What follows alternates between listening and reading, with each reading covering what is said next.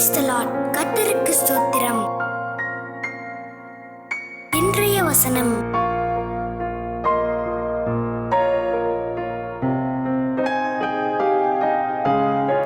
ரோமர் 12:1-5 அப்படி இருக்க சகோதரரே, நீங்கள் உங்கள் சரீரங்களை பரிசுத்தமும் தேவனுக்கு பிரியமுமான ஜீவ பலியாக ஒப்பு கொடுக்க வேண்டுமென்று தேவனுடைய இரக்கங்களை முன்னிட்டு உங்களை வேண்டிக் கொள்ளுகிறேன்.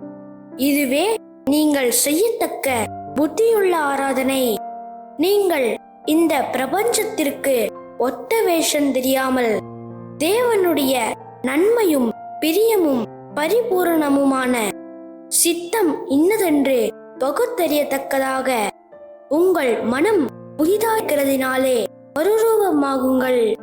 அல்லாமலும் எனக்கு அருளப்பட்ட கிருபையினாலே நான் சொல்லுகிறதாவது, உங்களில் எவனானாலும் தன்னை குறித்து எண்ண வேண்டியதற்கு மிஞ்சி எண்ணாமல் அவனவனுக்கு தேவன் பகிர்ந்த விசுவாச அளவின்படியே தெளிந்த எண்ணமுள்ளவனாய் எண்ண வேண்டும்.